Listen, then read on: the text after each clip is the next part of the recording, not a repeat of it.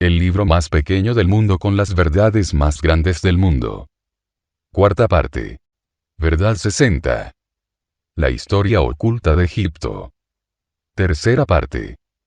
Originalmente no se iba a permitir que encarnaran humanidades en este planeta, únicamente se consideró a los 144.000 habitando en la Tierra hueca, ya que Gaia fue diseñada para que solo hubiera vida que emanara amor y afectara positivamente a todo este sector de la galaxia, es decir, solo flora y fauna en la superficie, no humanidades en el exterior. Sin embargo, habiendo tantos espíritus rezagados de otros planetas y dimensiones, se decidió darles la oportunidad de poder venir para que pudieran tener contacto con los hermosos maestros que nosotros llamamos erróneamente animales. La idea original al permitir la llegada de las humanidades rezagadas era que aprendieran la forma de vivir de esos maestros. En pocas palabras, esos espíritus rezagados venían a estudiar y aprender de la flora, la fauna y de 144.000.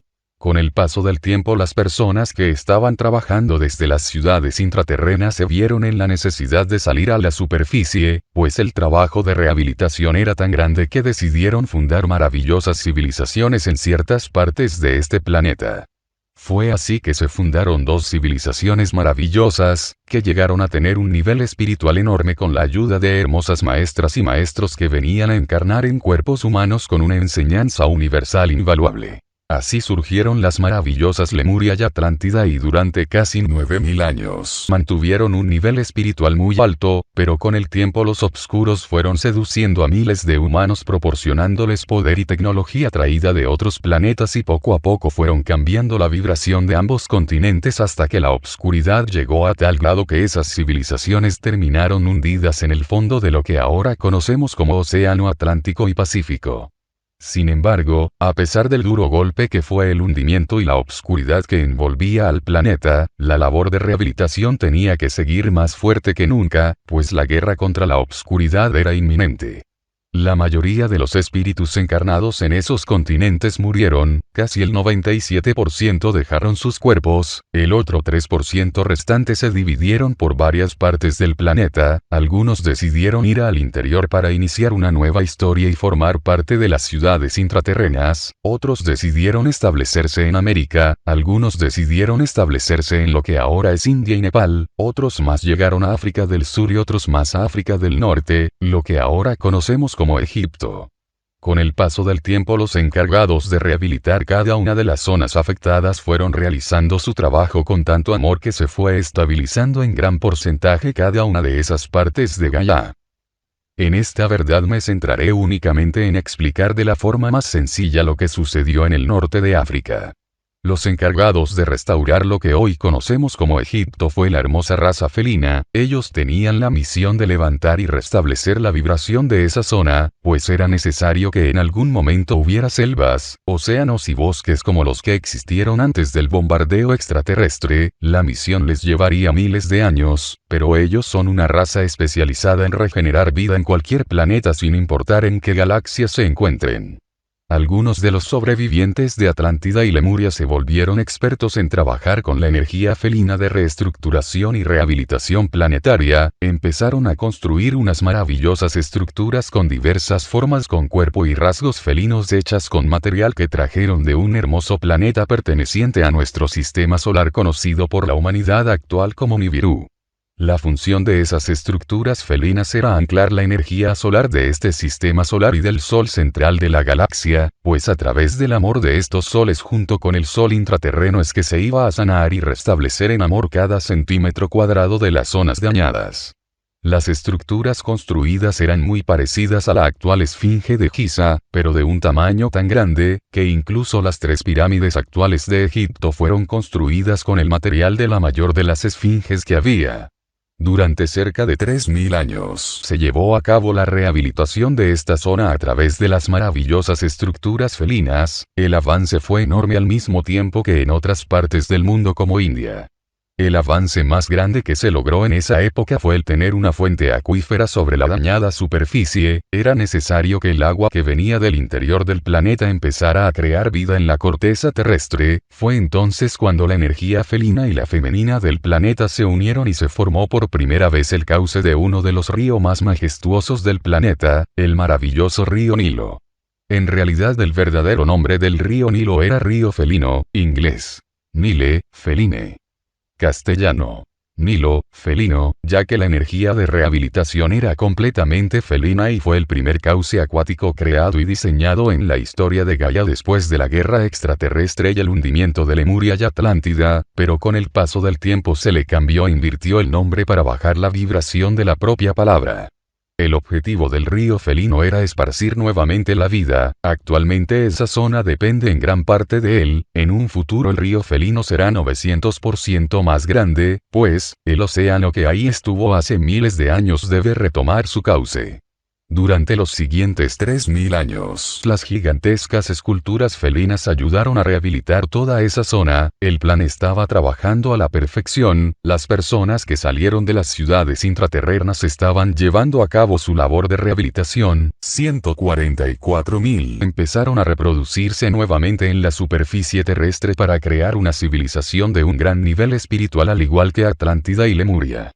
Con el tiempo la obscuridad empezó a controlarse. Después de lo sucedido con el bombardeo y el hundimiento de los continentes, parecía que la paz empezaba a regresar, pues la mayoría de los encarnados solo buscaban el bienestar planetario.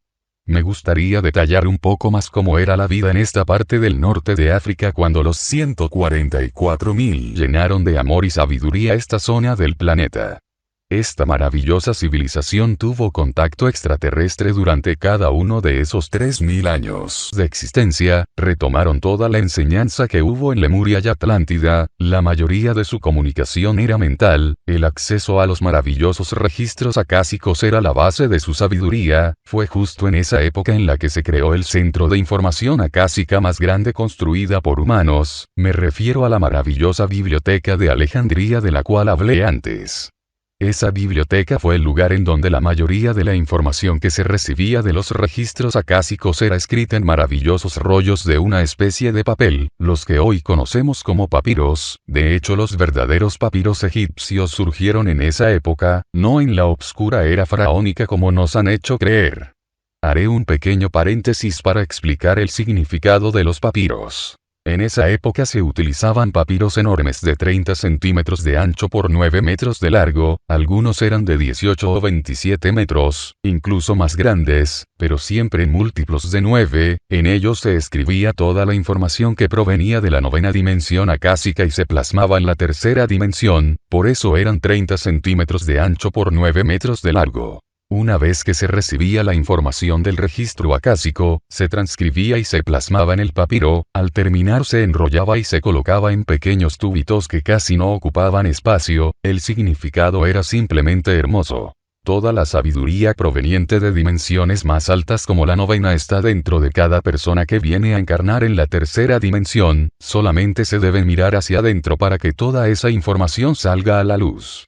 La maravillosa biblioteca de Alejandría, que no se llamaba así, ese nombre se le dio miles de años después, fue construida en uno de los vórtices más grandes del norte de África, pues era ese lugar en donde se podían conectar de una forma fácil al maravilloso registro acásico. Se decidió construir un lugar en el que se almacenaran todos los papiros que eran escritos por los estudiantes acásicos. Durante cientos de años fueron almacenados ahí. La cantidad de información que se juntó fue inmensa, como nunca se ha formado en este planeta. Mucha información que se tenía en esta biblioteca acásica contenía temas planetarios, terrestres, galácticos, multidimensionales, así como la descripción perfecta de la formación y construcción de este planeta, la vida que existió en Lemuria y Atlántida y una descripción perfecta y detallada de las civilizaciones que habitaron el interior de Gaia desde la llegada de los 144.000. En realidad fue la primera biblioteca y la única en toda la historia de Gaia que ha contenido absolutamente toda la información de este planeta y de casi todos los que forma este sistema solar y este sector de la galaxia.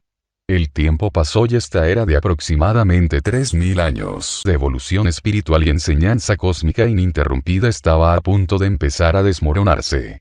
La mayoría de los rezagados que llegaron miles de años antes a los cuales se les permitió venir a encarnar entendieron la lección, muchos de ellos le tomaron tanto amor y respeto al planeta que hasta la fecha ellos siguen aquí ayudando, pero hubo unos cuantos que no quisieron cambiar su rumbo y comenzaron a ser influenciados por entidades que habían sido llevadas a otras dimensiones desde Lemuria y Atlántida en donde les fuera prácticamente imposible quebrantar las leyes universales, a menos que alguien les volviera a abrir las puertas. Ese pequeño grupo de rezagados nuevamente les abrió un portal para manifestarse en esta dimensión. Estos rezagados cósmicos que empezaron a ser influenciados por un grupo de entes de la cuarta dimensión baja, hicieron una especie de pacto en el que si ellos a través de su energía y conocimiento abrían algunos portales para permitirles entrar y estar en contacto con la tercera dimensión, ellos recibirían a cambio un reino y el poder sobre miles de personas durante cientos de años. Ellos aceptaron la propuesta y comenzaron a abrir portales sin importar el daño y el retroceso que le causarían a la humanidad y al propio planeta. Los rezagados decidieron usar el mismo nombre que los espíritus con los cuales hicieron el pacto. A partir de ese momento los Hathors empezaron a manifestarse en este planeta y lo siguen haciendo miles de años después, incluso hasta nuestros días.